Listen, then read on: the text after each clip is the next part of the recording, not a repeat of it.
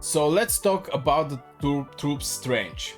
The troops is basically the same. You have all your flying units, marksman, mages, cavalry, infantry. All these troops is still here, but there is something that is different. Now through the seasons, we have Tamaris, we have Belleron. Both of them are with different maps, so in the Belleron there is a lot of rivers, a lot of mountains, a lot of everything. Also we're presented with the new heroes. We have marksmen, we have now infantry new heroes, we have cavalry heroes, and I think we're going to see mages is going to be the next heroes. So let's start from there, maybe from the heroes. I think in the season 2 plus, the best troop so far is the mages. Both mages, flank one and the ground one. So why is this? Some people even switch to Spring Warden just because of the flying cavalry, but I don't see the power of the flying cavalry. Yeah, they can go over the mountains. That is for sure one of the things that they can do. But in the war zone, more and more people are not farming anymore. And this is very, very crucial when you start building your cavalry legion, is because cavalry, first of all, is hard for them to actually jump on the battlefield, because they're melee. They have to go to the legions, and if there is a bow of mages, they're going to get destroyed. From other side, the flying mages, even though that they don't have a flying hero, legendary hero, is still for me the best flying troop, just because it's got very far range. They can go over the rivers, they can go over the mountains and stuff like this. Again, the flying cavalry was very, very strong when the people was still in the developing process.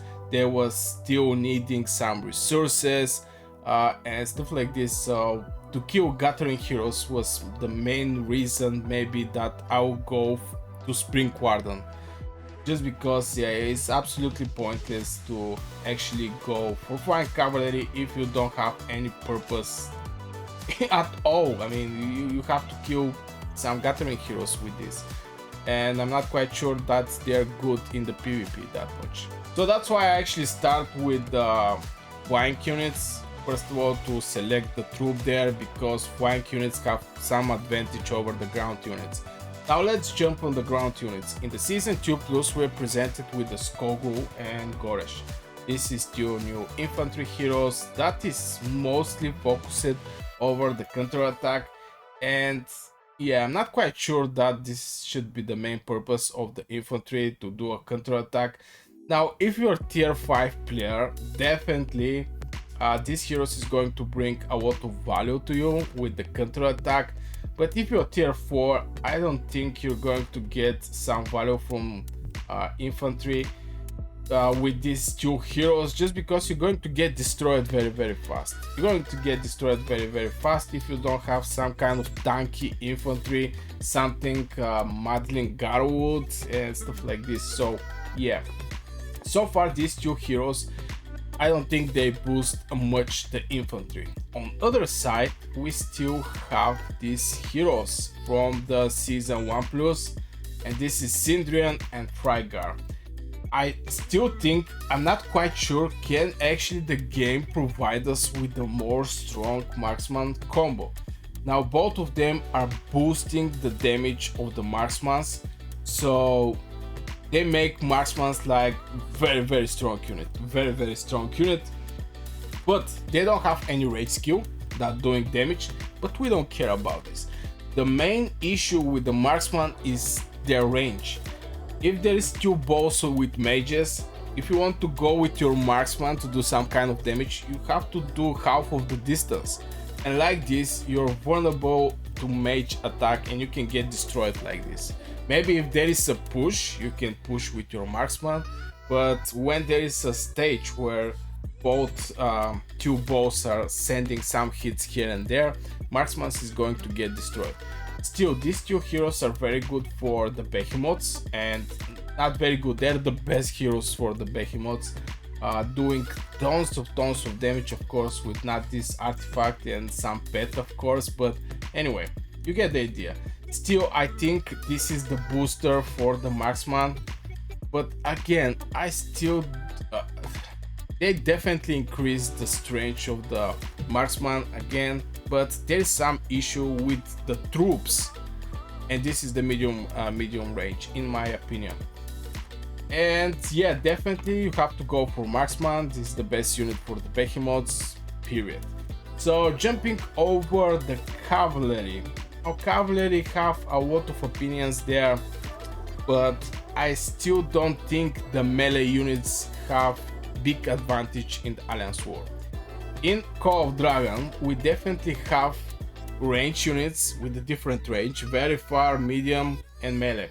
I still think the melees don't have big advantage over the range units, because if you put like 50 legions with range units inside, I mean, one bow, there is basically so hard for the melees, either infantry or cavalry, to actually touch this bow. You're going to get destroyed. I already tried to execute some artifacts because cavalry have very strong artifacts. I mean, they hit like a truck, and till you go there, by sending your legion there, you know this legion is dead. Period. This legion is dead. You're going to get maybe on 60 or 70% to execute the artifact, but after execution of artifacts, even though this artifact is doing massive damage, your legion is dead. That's it. So I'm not quite sure about the cavalry, how they're good in the season 2 plus. The flank one maybe for killing gathering heroes, but again, gathering heroes is not something you're going to see that much in the war zones. People just go in the safe zones, in the zone 1, maybe zone, yeah, safe zones where there is no enemies, and you can definitely farm there. But in the real PvP, in the open field PvP, not quite sure that the cavalry have that power. They're still good for the rally, but that's it. And of course, at last is actually the mages. Still, I think the mages is the strongest troop in the game. Now, just because of this hero is making the mages the power they are. Skill talent tree, heavy damage with rage skill, massive damage, 1200 with 50% chance to inflict scorch. That is going to do extra deals damage every seconds, damage factor 200. This per seconds, that's extra 1000 damage, spreading the scorch to the tune surrounding enemy legions. This is spreading this 1000 damage. Also here you get 50% chance.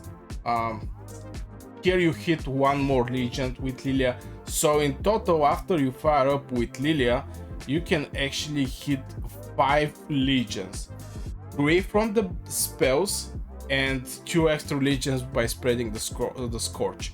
So this is absolutely insane, massive hero, keyword hero, and still making the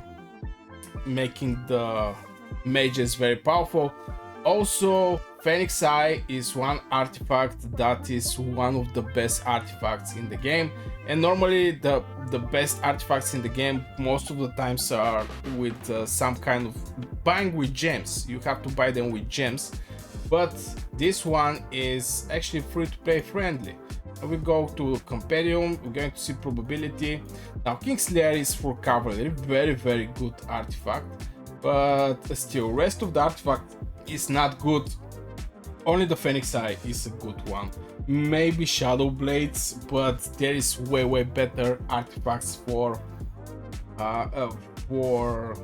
marksmans that is doing pretty decent damage. But still, is a good one. We have good one, but the best one is Phoenix Eye, in my opinion. So yeah, in the season 2 plus, I think the mages, flank one and the ground one is still the best troops presented in the game. Even the Behemoths now need some mage attack, so you need mages in the cave with the Behemoth fight, since at some point some Behemoths is becoming immune to physical attack, so definitely Mages is going to help also there. So this is for the troop strength, my personal overview. I hope, let me know in the comments below what you think about the troop strength. What is your personal opinion? I'm very curious.